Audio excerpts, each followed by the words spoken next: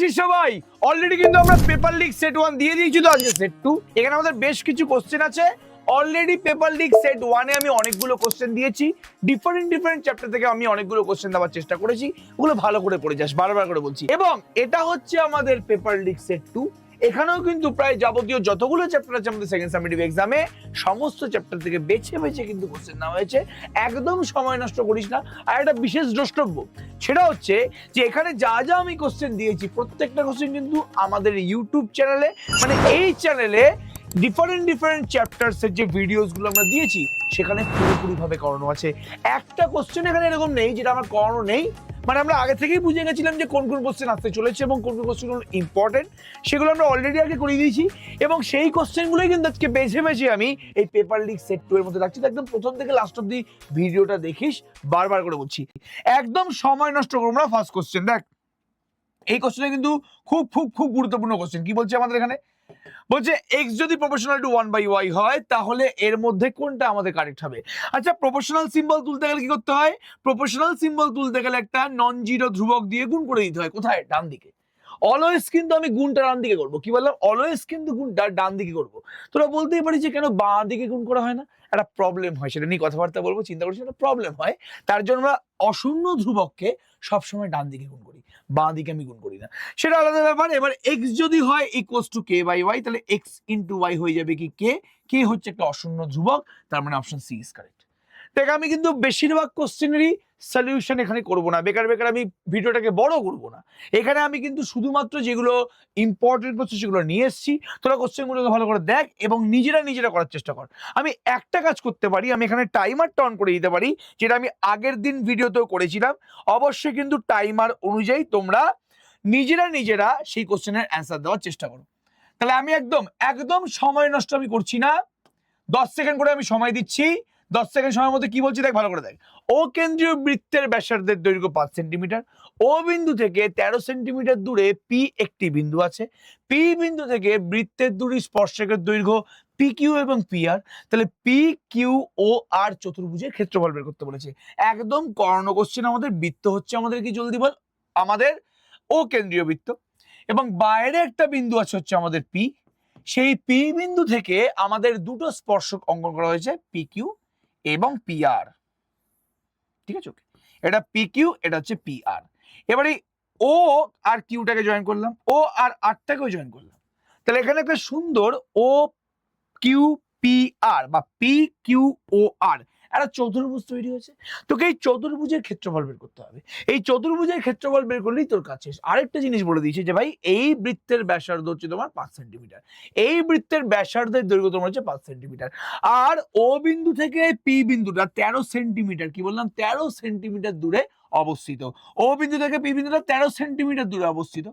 তাহলে সবার আগে আমি ওপরের ত্রিভুজের ক্ষেত্রফল বের করব, দেন আমি নিচের ত্রিভুজের ক্ষেত্রফল বের করব। নিচের ত্রিভুজের ক্ষেত্রফল আর ওপরের ত্রিভুজের ক্ষেত্রফল সমান। কি বললাম? নিচের ত্রিভুজ এবং ওপরের ত্রিভুজের ক্ষেত্রফলটা জলদি রেসপন্স কর, সমান। তাহলে খালি ওপরের ত্রিভুজের ক্ষেত্রফল বের করলেই কিন্তু তাকে ডবল করলে তোর পুরো চতুর্ভুজের ক্ষেত্রফল বেরিয়ে যাবে। এবার ওপরে যে ত্রিভুজটা আছে এটা কিন্তু সমকোণী ত্রিভুজ একটা। তো সমকোণী ত্রিভুজের ক্ষেত্রফল তোটা বের করতে পারিস। আমি একদম সময় নষ্ট করছি না, আমি টাইমারটা অন করে দিচ্ছি। 10, 9, 8, 7, 6, 5 চলছে। 4, 3, 2, 1। এর মধ্যে যারা অ্যান্সার দিয়েছে তাদের নামটা কিন্তু আমি নেক্সট দিন ভিডিওতে অবশ্যই নেবো, যে এর মধ্যে কারা অ্যান্সার দিয়েছে, মানে যারা কারেক্ট অ্যান্সার দেবে তাদের সবার নাম কিন্তু আমি নেক্সট দিনের ভিডিওতে নেবো, বারবার করে বলছি। ওকে, ফাইন। এবার এটার কোন অপশনটা কারেক্ট তোমরা নিজেরা বলবি। এটা আমাদের সেকেন্ড কোশ্চেন ছিল। এবার আসছে আমি 3 নম্বর কোশ্চেনে। বলছে এ যদি প্রপোর্শনাল টু 1/b² হয় তাহলে সঠিক বিবৃতিটি হলো। এ যদি প্রপোর্শনাল টু 1/b² হয় তাহলে সঠিক বিবৃতি আমাদের কোনটা? তাহলে এ প্রপোর্শনাল টু মানে a ইকুয়ালস টু k/b²। কি বললাম? a equals two k/b²। তাহলে b² ইকুয়ালস টু কত হয়ে গেছে জলদি বল? k/a। তাহলে b এর মানটা কত হয়ে গেছে বাবু? জলদি বলো ভাই, জলদি রেসপন্স কর। b এর মানটা কি হয়ে গেছে? √k/√a। অবশ্যই প্লাস মাইনাসটা অবশ্যই রাখবি।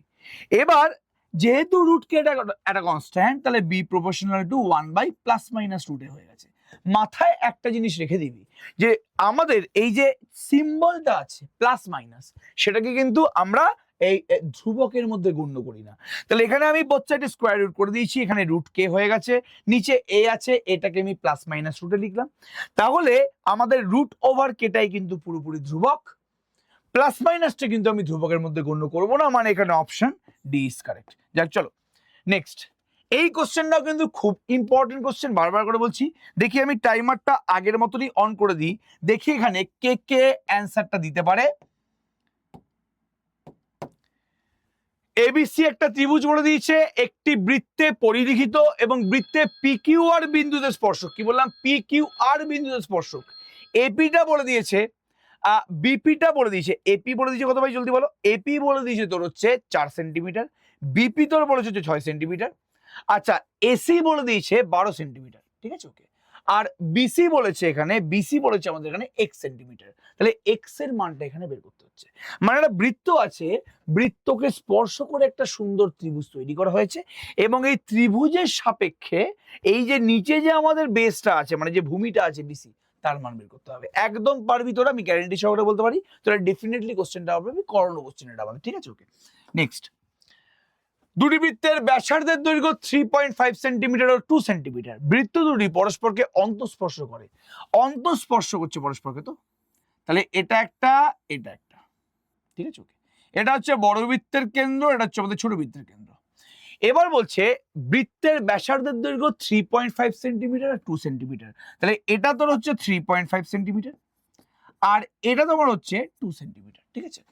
এবার বৃত্ত দুটি পরস্পরকে অন্তঃস্পর্শ করলে বৃত্ত দুটির কেন্দ্রদ্বয়ের মধ্যে দূরত্ব, তাহলে প্রথম কেন্দ্রটাকে আমি O1 নাম দিচ্ছি, সেকেন্ড কেন্দ্রকে আমি O2 নাম দিচ্ছি। তাহলে এই O1 থেকে O2 ডিসটেন্সটা কি হবে, O1 থেকে O2 ডিসটেন্সটা হবে বড় বৃত্তের ব্যাসার্ধ মাইনাস ছোট বৃত্তের ব্যাসার্ধ।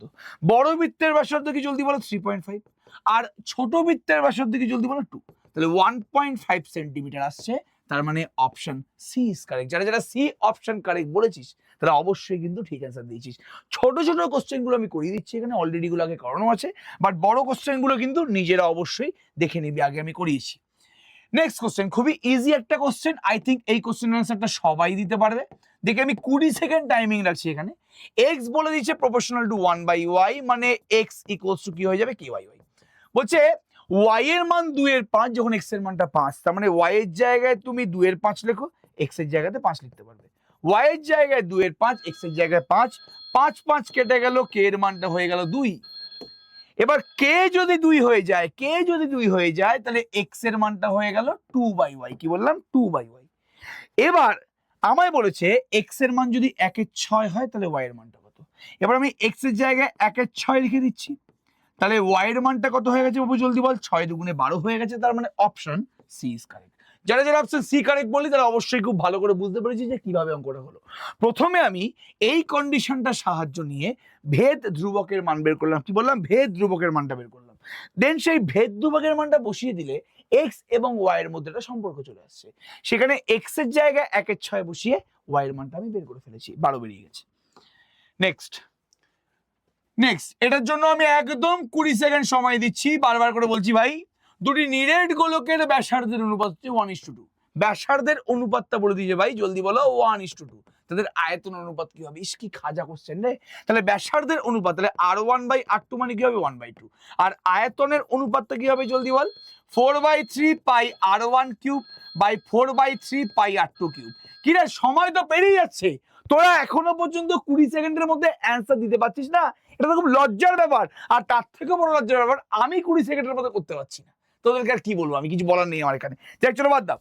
তাহলে আয়তনের অনুপাত জিজ্ঞেস করছে, 4/3 পাই, 4/3 পাই কেটে গেল, এটা হচ্ছে r1/r2 তার হোল কিউব, এটা মানে কি 1/8। তাহলে আয়তনের অনুপাতটা আমাদের কি হবে ভাই জলদি বলো, 1:8 হয়ে যাবে। তাহলে প্রথম গোলক আর দ্বিতীয় গোলকের আয়তনের অনুপাত কি হচ্ছে বাবু, 1:8 হয়ে যাচ্ছে। ব্যাসার্ধের অনুপাতটা কি ছিল 1:2, তাহলে আয়তনের অনুপাতটা কিন্তু 1:8 হয়ে যাচ্ছে, মানে অপশন জলদি বলো ভাই বি ইজ কারেক্ট। একদম সেম টাইপের কোশ্চেন নেক্সটটা কি বলছে ভালো করে দেখ, নিজেরা কোশ্চেনটা করবি। আর একক ব্যাসার্ধ বিশিষ্ট একটি নিরেট অর্ধগোলক থেকে সর্বাধিক কত আয়তনের নিরেট শঙ্কু কেটে নেওয়া যাবে, এটা খুব ইজি একটা কোশ্চেন। নিরেট অর্ধগোলক আছে, এবার এর ভেতর থেকে সব থেকে বড় যে শঙ্কুটা পাওয়া যাবে সেই শঙ্কুটার ভূমিটা আর অর্ধগোলকের ভূমিটা সমান হবে। তাহলে একটা নিরেট অর্ধগোলক থেকে আমি সব থেকে বড় যে শঙ্কুটা কাটতে পারবো সেই শঙ্কুর ভূমিটা এবং অর্ধগোলকের ভূমিটা কি হবে জলদি বলো, সমান হবে। মানে এটা যদি অর্ধগোলকের ভূমি হয় তাহলে শঙ্কুটা পুরোপুরি এই অর্ধগোলকের ভূমির ওপরেই বসবে। সব থেকে বড় যে শঙ্কুটা আছে, শঙ্কু তো আমি ছোটও নিতে পারতাম, শঙ্কু তো আমি এটাও নিতে পারতাম, এটাও আমি শঙ্কু নিতে পারতাম, এই শঙ্কুটাও কাটতে পারতাম, কিন্তু না, আমাকে সব থেকে বড় শঙ্কু কাটতে হবে।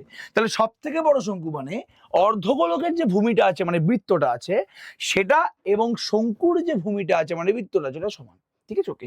তাহলে আমি সব থেকে বড় শঙ্কু কাটতে পারবো কত আয়তনের, তাহলে আমাদের শঙ্কুটা হবে তার ভূমির ব্যাসার্ধ আমাদের কার সাথে সমান হবে, আমাদের গোলকের ব্যাসার্ধের সাথে সমান হয়ে যাবে, এবং সে শঙ্কুর উচ্চতাটাও পুরোপুরি গোলকের ব্যাসার্ধের সাথে সমান হয়ে যাবে। তাহলে এমন একটা শঙ্কু আমাকে কাটতে হবে মানে যেটা সব থেকে বড় শঙ্কু, তার ভূমির ব্যাসার্ধ গোলকের ব্যাসার্ধের সাথে সমান এবং তার উচ্চতাটাও কিন্তু অবশ্যই গোলকের ব্যাসার্ধের সাথে সমান। তাহলে এই শঙ্কুর আয়তন কত হবে জলদি বল, শঙ্কুর আয়তন কি 1/3 পাই ব্যাসার্ধের স্কোয়ার ইন্টু উচ্চতা, তার মানে 1/3 পাই আর কিউব। এটা হচ্ছে আমাদের জলদি বল ভাই অ্যান্সার। আমি আবার রিপিট করছি, দেখি নিরেট অর্ধগোলক থেকে সর্বাধিক কত আয়তনের নিরেট শঙ্কু কেটে নেওয়া যাবে।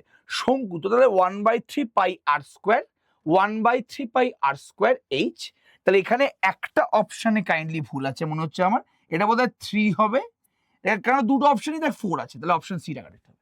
দুখানা অপশনেই 4 আছে, একটা 3 করে দিলাম ইচ্ছা করে, একটা 3 একটা 4, তাহলে অপশন সিটা পুরোপুরি কারেক্ট হবে যেহেতু এখানে নিচে 3 আছে। ঠিক আছে, ওকে। তাহলে যেই সব থেকে বড় শঙ্কুটা আছে তার উচ্চতা এবং ভূমির ব্যাসার্ধ সেম। এবার দেখ এই মুহূর্তে তো আমি পরিবৃত্ত অঙ্কন শেখাতে পারবো না, কিন্তু আমি একদম সেম সেম সেম কোশ্চেনটা আমি যে পরিবৃত্ত অঙ্কনের ভিডিওটা তোদের দেখিয়েছিলাম বা আমি করিয়েছিলাম সেই ভিডিওতে কিন্তু এই অঙ্কটা করে দেওয়া আছে। তাহলে অবশ্যই সেই ভিডিওটা একবার ফলো করবি।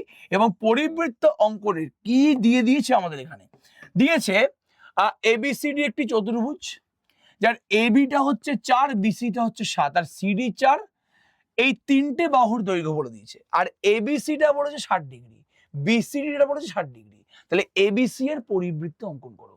দেখ এবিসিডি বলেছে, তাহলে এবিসিডি, ঠিক আছে, ওকে, এ বি সি ডি, ঠিক আছে, ওকে। এবি 4, বিসি 7, সিডি আবার 4, আচ্ছা, এবি বিসি সিডি, ভালো কথা। এবার অ্যাঙ্গেল এবিসি, অ্যাঙ্গেল এবিসি মানে হচ্ছে এটা 60 ডিগ্রি, আর বিসিডি, বিসিডি মানে হচ্ছে এটা মানে 60 ডিগ্রি, এটা 60 ডিগ্রি, ঠিক আছে, ওকে। এবার এবিসি এর পরিবৃত্ত থেকে অঙ্কন করতে বলেছে, এবিসি এর পরিবৃত্ত থেকে অঙ্কন করতে বলেছে এবিসি, ঠিক আছে, ওকে। এই এবিসি ত্রিভুজটার পরিবৃত্ত কি বললাম, পরিবৃত্ত অঙ্কন করতে বলেছে, ঠিক আছে, মানে এইটা অঙ্কন করতে বলেছে, ঠিক আছে, ওকে। তাহলে একটা ত্রিভুজের তোকে দুটো বাহু বলে দিয়েছে, এই বাহুটাও তুই জানিস 4, এই বাহুটা কি 7, দুটো বাহু বলে দিয়েছে, একটা কোণ বলে দিয়েছে। তাহলে দুটো বাহু এবং একটা কোণ তোকে ইনফরমেশনে দেওয়া আছে, তো তোকে এই ত্রিভুজের কি আঁকতে হবে, পরিবৃত্ত আঁকতে হবে। খুব সিম্পল একটা কোশ্চেন, ভালো একটা কোশ্চেন, চিন্তা করিস না। এবার এটা তো খুব ইজি কোশ্চেন, এটা আমি অংশীদারি কারবারে পুরোপুরি করিয়েছিলাম আর আমি এটা করাবো না।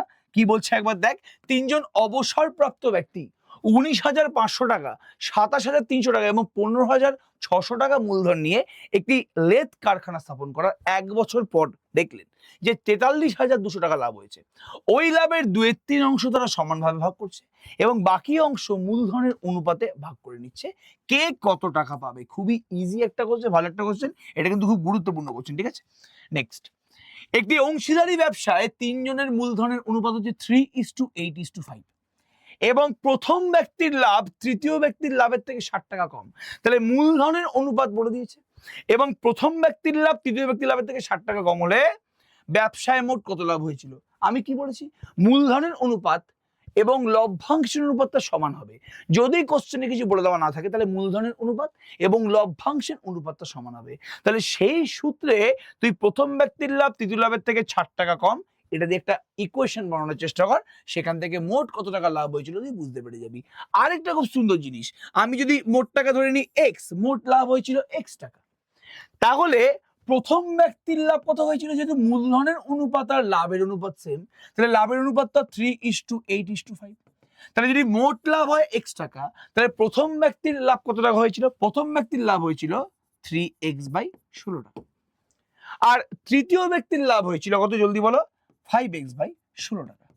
এবার প্রথম ব্যক্তির লাভ তৃতীয় ব্যক্তির লাভের থেকে 60 টাকা কম, মানে প্রথম ব্যক্তির লাভটা তৃতীয় ব্যক্তির লাভের থেকে 60 টাকা কম, মানে 60 টাকা কম লাভ হয়েছিল। তাহলে 5x/16 মাইনাস 3x/16, এটা কি 60?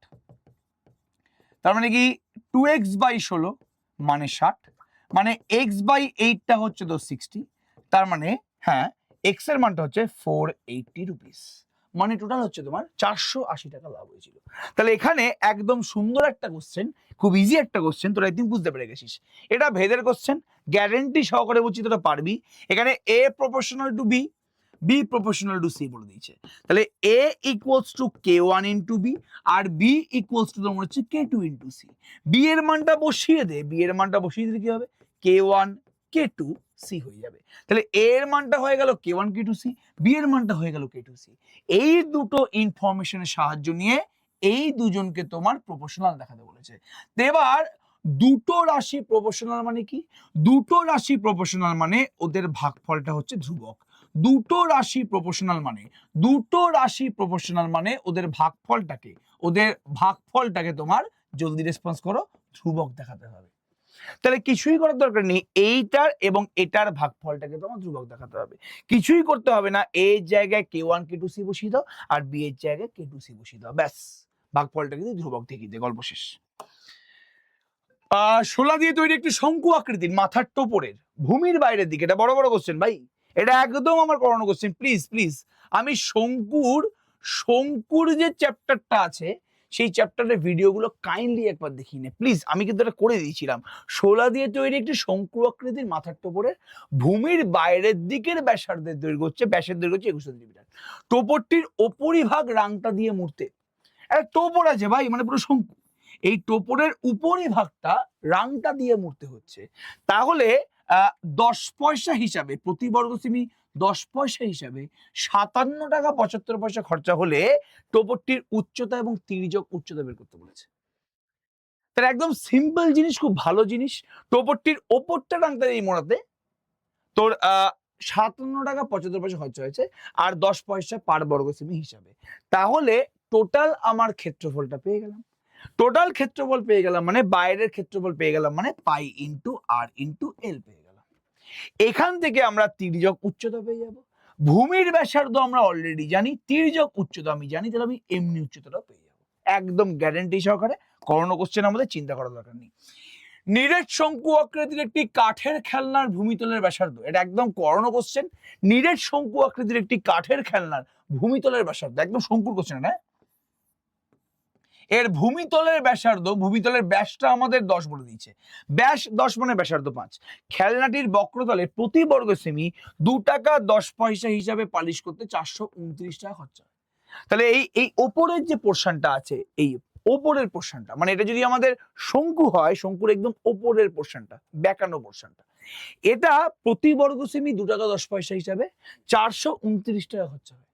তাহলে আমি ভাগ করলে আমি এর বক্রতলের ক্ষেত্রফলটা পেয়ে যাব, যেই বক্রতলের ক্ষেত্রফল পেয়ে যাব আমি তির্যক উচ্চতা পেয়ে যাব, আর তির্যক উচ্চতা পেয়ে গেলে আমি উচ্চতাটা পেয়ে যাব। ব্যাসার্ধ জানি, তির্যক উচ্চতা জানি, তাহলে উচ্চতা পেয়ে যাব। সমকোণী ত্রিভুজ এটা। খেলনাটি তৈরি করতে কত ঘন সেমি কাঠ লেগেছে নির্ণয় করো। খেলনাটি তৈরি করতে ঘন সেমি কাঠ লেগেছে জিজ্ঞেস করেছে, মানে আমাকে এই শঙ্কুর আয়তনটা বের করতে বলেছে, মানে 1/3 পাই আর স্কোয়ার এই স্তোকেটা বের করতে হবে। গ্যারান্টি সহকারে তোরা পারবি, চিন্তা করার দরকার নেই। আবার একটা ভেদের কোশ্চেন, এই একদম same question, x proportional to y, y proportional to z, একই জিনিস করবি, x ইকুয়ালস টু k1y এবং y ইকুয়ালস টু k2z। এগুলো আলাদা করে বলার কিছু নেই ভাই, এগুলো এগুলো এগুলো অনেকবার আমি করিয়ে দিয়েছি, মানে এগুলো ক্লাসে খুব ভালোভাবে করানো হয়েছে ভাই, একদম কিন্তু বারবার করে বলছি চিন্তা করিস না, খুব ভালোভাবে জিনিসপত্রগুলো করানো হয়েছে। তাহলে x হচ্ছে তোমার k1y, y হচ্ছে তোমার k2z, একদম। তাহলে y এর জায়গায় আমি কি বলবো, y এর জায়গায় আমি যদি k2z বসিয়ে দিই তাহলে k1 k2z হয়ে যাচ্ছে এটা, আর y এর মানটা তোমার k2z হয়ে যাচ্ছে। x পেয়ে গেলে y পেয়ে গেলে বসিয়ে দেবে, এইটাকে এটার সাথে প্রপোর্শনাল দেখাতে বলেছে, মানে দুজনের ভাগফলটাকে ধ্রুবক দেখাতে বলেছে। ঠিক আছে, আচ্ছা খুব ভালো কথা। এই কটা কোশ্চেন তুই যদি ভালো করে করে যাস, বিশ্বাস কর আমরা কিন্তু এই সেট 2টা অনেক আশা নিয়ে দিয়েছি। এই সেট 2 এর কোশ্চেন গুলো তুই যদি ভালো করে করে যাস, বিশ্বাস কর তোর বেশি কিছু আর করতে হবে না। তাহলে সেট 1 আমরা দিয়ে দিয়েছি suggestive question, suggestion question. Set 2 আমরা পুরোপুরি দিয়ে দিলাম। আরেকটা আমরা সেট দিতে পারি, যদি তোদের ডিমান্ড থাকে তাহলেই আমরা দেব। যদি তোরা না চাস সেট 3, আমরা আর সেট 3 দেবো না। কিন্তু আমার পার্সোনালি ইচ্ছা আছে যে সেট 3 কেন আমি সেট 4ও একটা দেবো। তাহলে সমস্ত সিলেবাস কমপ্লিট হয়ে গেছে, এবার খালি আমাদের কিন্তু সেটগুলোকে দিতে হবে। এই সাজেস্টিভ কোশ্চেনগুলোকে যদি ভালো করে করে যায়, তার পুরো চ্যাপ্টারের তো একটা নলেজ পেয়েই যাবে, এবং এই কোশ্চেনগুলো থেকেই পরীক্ষায় আসতে চলেছে, এই নিয়ে কোনো সন্দেহ নেই। তো সবাইকে অল দ্য বেস্ট, ফাটিয়ে অঙ্ক করো। এখন তো আমাদের সিলেবাস শেষ, সেকেন্ড সামেটিভ পরীক্ষার আগে অবশ্যই লাইভ ক্লাস আসবে, তোদের ডাউট ক্লিয়ারের জন্য ক্লাস আসবে, চিন্তা করিস না। সেই ক্লাসগুলোতে আমরা আনবো, অবশ্যই আনবো। বাট তোরা কিন্তু এই ভিডিওগুলো অবশ্যই অবশ্যই অবশ্যই দেখতে থাক, নাহলে কিন্তু সর্বনাশ হয়ে যাবে। ঠিক আছে, এই সাজেস্টিভ কোশ্চেনগুলো দেখে রাখ, যদি এখান থেকে পরীক্ষায় কোশ্চেন চলে আসবি পরে তোরা পস্তাবি, আর কিছুই হবে না। চলো আবার দেখা হচ্ছে আমাদের নেক্সট ভিডিওতে। Thank you.